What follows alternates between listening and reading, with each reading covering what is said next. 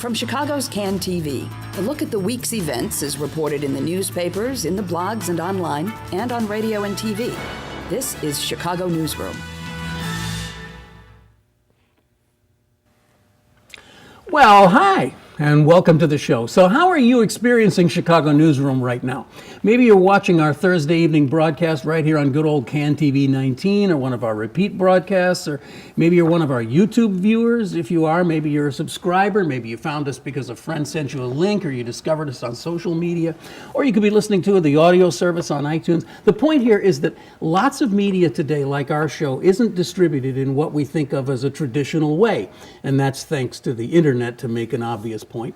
We have an infinite number of choices arrayed before us, and we can choose freely among them with a swipe or a click. But what if all that changed? What if the companies that bring you the internet on your desktop or your mobile device got so big and powerful that they began to decide what websites you could visit and charged you extra to visit the so-called premium sites? Or if the internet service providers started buying, say, TV networks and other content makers? Hint, they are. And so they slowed down sites run by their competitors so you couldn't watch them. Well, the fundamental principle that all people should have access to every site they want whenever they want it is called net neutrality, and it's something we've all taken for granted since the beginnings of, I don't know, the ARPANET or something. But today it's under fire, and we want to talk about it today. Damon Drummer is joining us today. He's been fighting for digital equality for years, and he's currently with Team Englewood. Glad to have you with the program today. Thanks.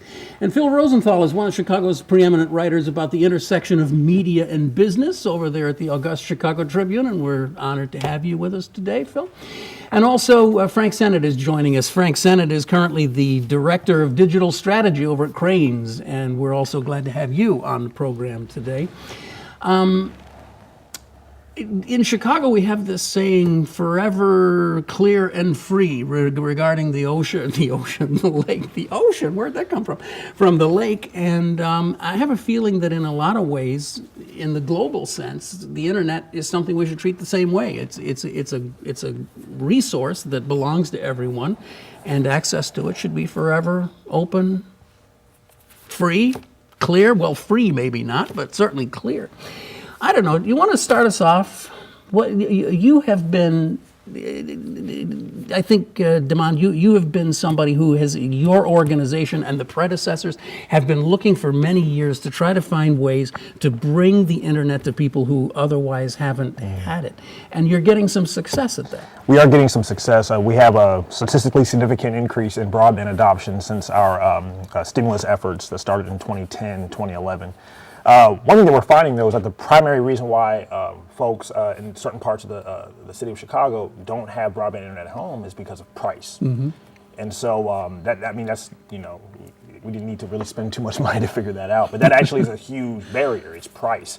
And adding to the fact that some low-wage workers, low-skilled workers, who did not have internet in their schooling system when they were coming through Chicago public schools, and then do not use the internet at work, are less likely to have the internet at home as well. Mm-hmm. Because again, you get exposed to the internet either in school or at work. Yeah, but these are kind of two different baskets of issues here, because the effort to try to bring the internet to more people and the effort to try to reserve the internet from so that it isn't cut up by the people who distribute it to us are different things, but it really always comes down to the question of whose internet is it and who has the right to it, and it, in my opinion anyway, is not Comcast's or Verizon's internet.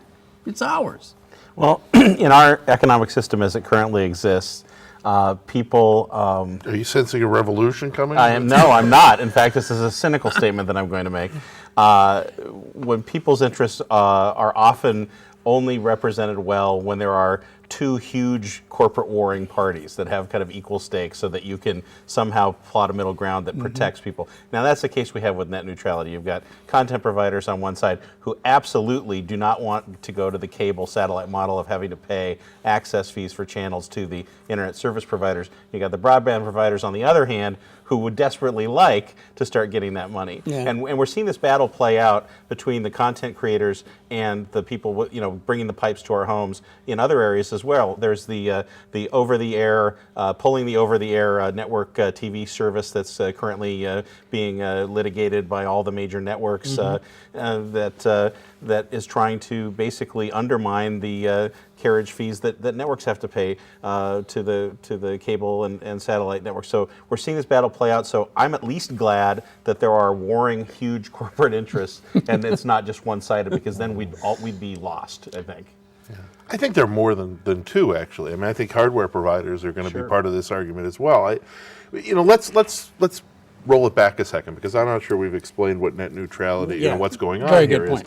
That net neutrality, the ruling by the federal court in Washington was that the FCC could not, as they now classify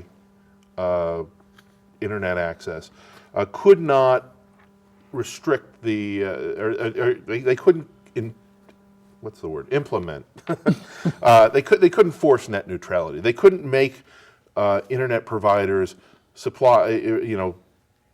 keep the information moving at an equal pace, no matter how big the content, how fast the content. It all had to go in the same stream. And what the FCC could do, they have many options in this case. They don't seem to be interested in appealing the case, but that's an option.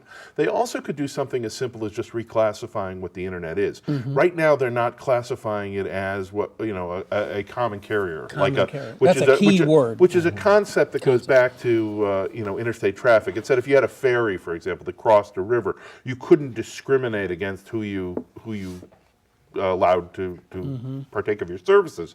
You had to provide the same service to everyone else. It was in the interest of the common community, and the fact that you were using a public property, the river, for example, meant that the government could make that claim. Phone carriage was seen in the public interest as being a common carrier. So that's how that's classified. The phone company cannot tell you who you can call or what you can say. Or how good the service is, or they had to provide the best possible service to everyone.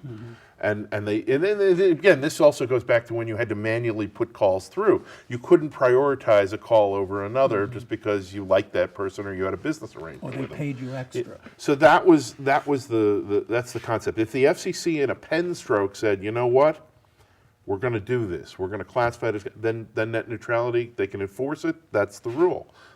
FCC hasn't shown an interest in doing that. So the question then, it's twofold. One is whether net neutrality is in the interest of people. I think there seems to be a consensus on that front, except from certain corners, certain corporate corners. Then if that's the interest, then there are different ways to enforce it. You could do it on the question of antitrust. Are these companies so big and so powerful that they're abusing their standing and running roughshod over the system in a way that no one can compete with? The other is perhaps not through regulation but through competition. That if public demand is such that they say, you know what, I'm going to go with the one that provides the better service for the things I want to get to, and I want the unlimited. Right. It's the scenario is not so likely that things will be cut off from you. It's that it will become really slow and unwieldy. And I think that this is not as simple. How do I get on the internet? This, though that's part of it in a lot of communities and should not be overlooked. But it's also a question of what is going to create the environment where people ultimately get the best overall service. But I mean, it's been pointed out by many people, and I know, Demond, your organization is a part of this too, that for all effects and purposes, in the major population centers in the United States, where most of Americans live, we have a functional monopoly. There are few competitors in the big cities for cable access or now for internet access. If you want to get good internet access, in Chicago, you have really basically one or two choices. Now, of course, there is a difference between over-the-air wireless and the wired stuff that we've all been accustomed to. And those are becoming very different kinds of problems. But you still don't really have competition in the classic way that we think of competitors. Like if you don't like Comcast, well, you can go to who? RCN, Dish, AT&T. But are they really? I mean, in well- terms of internet service providers, are they really competitors? I think the question that the providers would give you is that if you take away restrictions on how we compete, on how we do this, if you say someone wants to give an extremely fast movie service to you and not give you the whole internet but charge you a certain amount of money for that, I think they'd say that it would create the incentive for other companies to get in to serve an untapped market. But you then have the problem of the built environment, of the built the physical properties of the internet that going all the way back to the cable ordinance in the 80s in Chicago. Permits were given by the city for companies to come in and wire up the city. And they did that at their own expense, but there is this infrastructure for the wired part of the internet that is now essentially owned by more or less one company.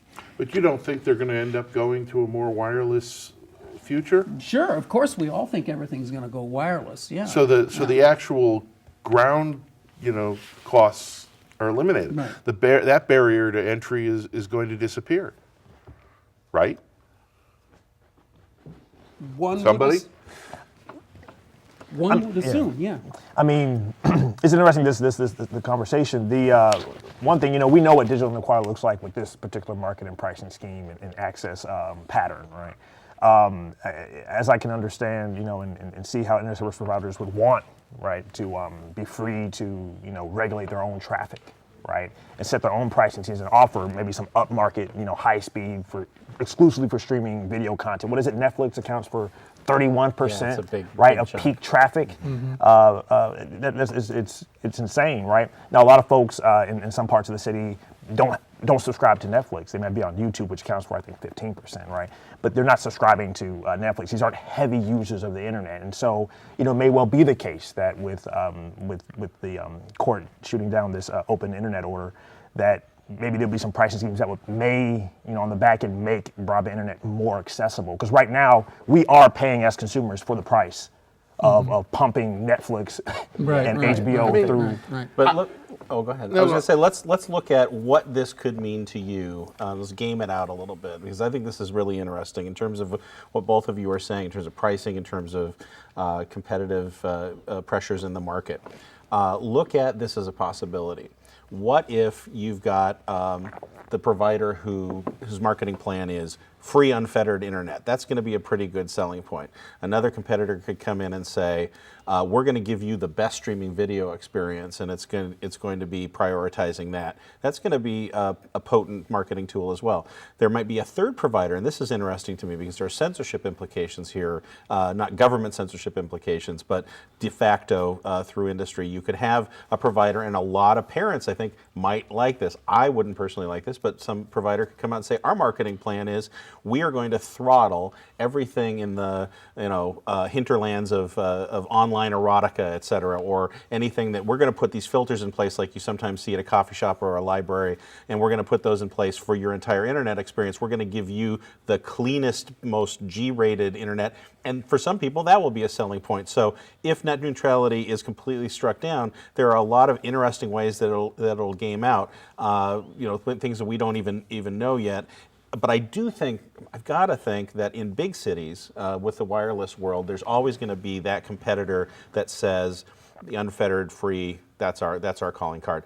In smaller cities, I think in smaller towns in America, in rural areas, you're from Montana. Yeah, I'm from the sticks, where there actually is only one option in a lot of these places, and that's a little frightening to me. How one player might decide for a lot of people what their internet experience is going to be, and you can still get satellite out there, but there are some problems with that. So I just think that it's interesting to see how this might play out for the consumers. On the corporate side, we know it's all about access fees and everything, but it could affect pricing.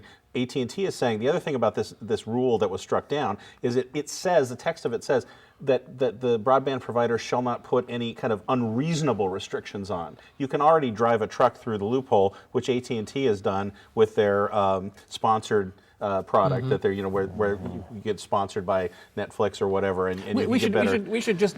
So we got may to talk not, about that. net neutrality is kind of conceptual anyway at this point in some sense. I mean, I think it's really important that that's one of the aspects that's kind of creeping into this conversation is that AT&T brought it up first, but this idea that, okay, you want to watch a lot of Netflix? Well, what if we charged Netflix and they paid us to make sure that your Netflix And the experience CEO is of really AT&T good? says, court order or no court order, he and his legal team believe that under the existing rule, that was permissible.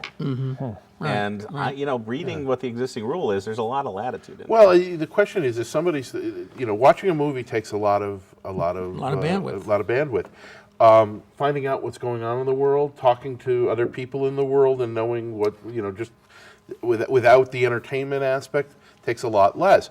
Should the people who want their, just the basic information have to have that information come at them at a much slower rate because the bandwidth is choked down up with this other stuff? That's a legitimate question, and that's a question of functionality, and especially as we go forward, as we think of the things that you get out of the internet, the people that are lucky enough to have broadband, that they get pull out of the internet now that they would never have dreamed of 5 years ago because it was too slow or cumbersome or not available.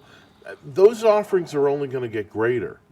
People are going to want to see more and more things in HD. They're going to want to see, and this to some degree, this is managing the network, and it gives them the freedom to do that. I will say this though about that is that we have, it's not an infinite resource, but it could effectively be a lot less finite than it is. If you look at South Korea, some other countries, we are really lagging behind in broadband absolutely. infrastructure. Yeah. So this wouldn't, like in South Korea, they would laugh at this as an issue because they've got plenty of bandwidth. But you're right. I mean, it is in the same way that a CAN TV was set up to deal with allowing public access to a finite resource. Exactly the same thing. When you have a finite resource that's publicly owned, the underpinning of it is public, you have to make these decisions, I guess. And it would be difficult, I think, for a provider to alienate. I don't think they would be interested in alienating, consumers who are accustomed to be able to Skype in, right, to relatives abroad, right, and not have it, particularly pixelated, right, because I'm not paying for, Well, see, one of the things that I've never understood about this argument is that I don't have any objection to metering of data. I mean, I don't expect ComEd to give me whatever electricity I want for a fixed rate every month. I don't, except in Chicago, water meters are everywhere. So I think we're accustomed as consumers to having our activity metered and paying for it. And if you want to spend your whole day on the internet watching movies, then you should pay more than I pay because I don't do that as often. And it is kind of nutty that we have this thing where you can get unlimited internet for X amount of money, and that seems like that's something that's kind of got away. But that to me is not net neutrality. That is saying the net will feed you anything that you want, but you got to pay for it. Well, but that's a little bit different. This is what I'm seeing is something more insidious coming. If you have a lot of people have iPhones. I happen to have an iPhone. I do too. There's kinds of video you can't or couldn't run on it because they didn't license the hardware. Right. I think that's more along the lines of what you're going to see with this than out and out. I mean, and there are apps that can get you around those limitations. They're cumbersome. Nobody's really figured out a great way to do some of this stuff. But there are places you can't go, and there are things you can't do on certain sites because they don't have the licensing agreement. And if you do that, you can put a supplier out of business. I mean, Flash, it's really hurt them to not be. Yeah. Right. So what I guess what I'm saying is, I think that's more of a window into where we're going with this. They all wanted, all phones. Remember, it wasn't that long ago. There were, and there's still some places in the city. There are places in the country where you hit dead spots with your mobile phone. Okay, depending on your carrier, there may be more or less in different areas. Some of those carriers, you get really good service on certain apps and certain sites on the internet and certain destinations, and some you don't. And you make decisions in your life based on those opportunities. If I see that Verizon ad one more time about which one map here looks like the United States to you, I've got to commit it to memory now. I think that's what you're going to see to some degree with if net neutrality does in fact vanish. You're going to see everyone try to put a very nice spin on things, but there are simply going to be some providers that you prefer or don't prefer based on what your needs are and what you want out of it and what you're willing to pay. Well, I mean, you brought up the thing about having different kinds of services, and that ties into what Phil just said about Apple, the great Apple company. They restrict what we get to see in our walled garden. Absolutely. Try looking up a racy site of some kind within the Apple community, and you won't find it because they say no. That's objectionable. That's objectionable to a lot of people. Example? Let me see. Well, yesterday, for example, and maybe I can come up with things. Is that what you're offering here? And the city has tools, right? For the mayor's tech plan, we're seeing that the city of Chicago does see that a connected city means a competitive city, right? No matter where you live in the city, right? And so, and we've also decided in Chicago that the internet is not a public utility. Right. There are some municipalities that believe that. Philadelphia is why. And so, well, we could do a half hour on that, couldn't we? That has about not, cities that tried to do it and they got shut down basically by the big companies that didn't want cities to be in. Well, what about this? But it doesn't mean the city doesn't have tools, right, to literally leverage this huge consumer base, and cut deals like it did with Comcast with that, But what about this? What you just raised, we're a deal-making city, right? Chicago is the home of the deal-making. So what about this? If it's inevitable that we're going to lose some of the net neutrality purity that we've had, at least get negotiated settlement somehow where, okay, you guys want to do this, charge providers, do this tiered pricing, we want blanket Wi-Fi in every major, the top 200 markets in the United States. But the Wi-Fi is not good enough if it's constricted in but some not way. constricted. But no, good Wi-Fi. So I mean, it gives you some leverage, hopefully regulatorily. So if there is going to be more of a free market move in this, let's get something for the people out of it. Yeah. That could. And don't underestimate, a company like, if they make PCs or they make. The utility of those devices becomes somewhat limited if you can't get a full range of operations from it. And up till now, they've gone along with that by increasing memory and baud, all the RAM and making it so you could, even if you had access to the right broadband provider, you could get those things. If that's going to be limited somewhat, they are going to see that as a threat, and that'll be a counterweight. I guess what I'm saying is, and this is what came up when I was writing about it. There are people who believe that FCC clearly doesn't want to engage on this at this point. If they say they're for it, but they aren't doing what's necessary to make it happen. So let's go forward. Let's see what happens. They can make a ruling. They can, and the antitrust people can come in. But let's see how it plays out first.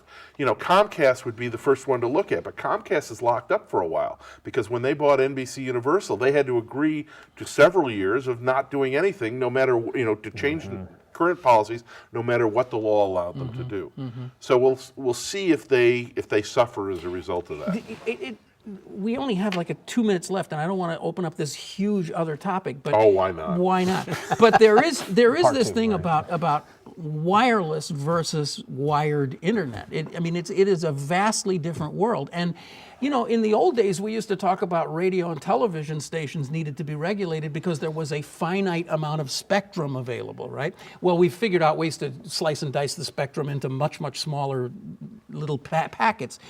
But you still do have a finite spectrum. There is not an unlimited amount of airspace for wireless devices and iPads and everything else.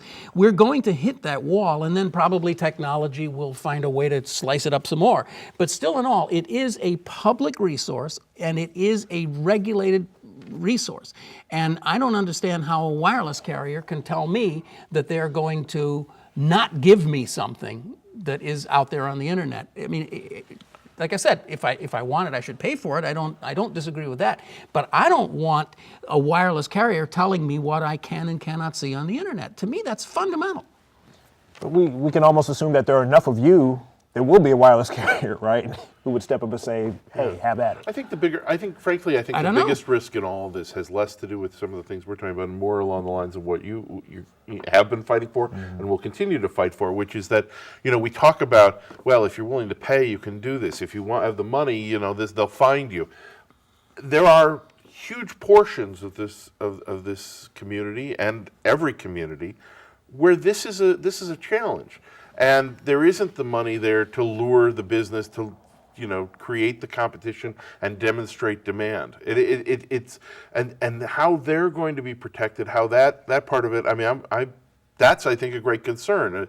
We talk about basic inequalities, information and access to information, and the ability to talk to each other. That's a huge thing, and the fact that the loss of net neutrality doesn't necessarily advance us in a direction that's healthy, in that I think ought to be a tremendous concern. Yeah, because if you look at it, I mean, the fact that we don't have open access to the web for a competitive standpoint, education, innovation in all communities is a huge problem for America going forward.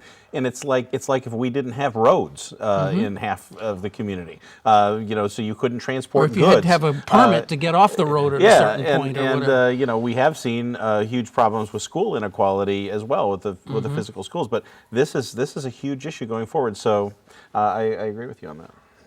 But again, internet is not a public. So as much as and this is the challenge, right? So again, on the backside of it, I'm like, I wonder if, right now, the folks that I'm encouraging to get on broadband are subsidizing, right? Deep access like Netflix. Households that don't have Netflix are paying, right, for the infrastructure to have a suboptimal use of that service. And so a question does arise, will there be some freedom to, create some pricing schemes?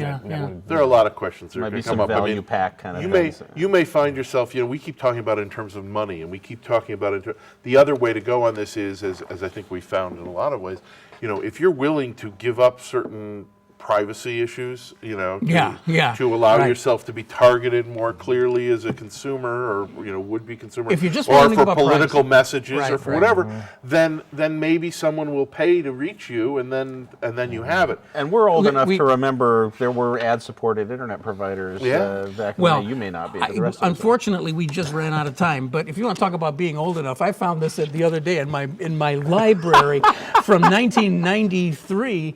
This was the internet. This was the yellow pages of the internet. This was every site that you could go. My God, it's Google. That's Google. This was Google from 1993. Listen, we really want to thank Damon Drummer, Phil Rosenthal, and Frank Sennett for being on the show here today. A wonderful conversation. We hope to have you come back again. We'll tell you about how they told you how to download dirty pictures in that book too. That. You've been watching Chicago Newsroom. It's a community service at CAN TV. I'm Ken Davis. Watch us on YouTube, and we'll see you later. Thanks very much. Bye. It's got a literal bookmark.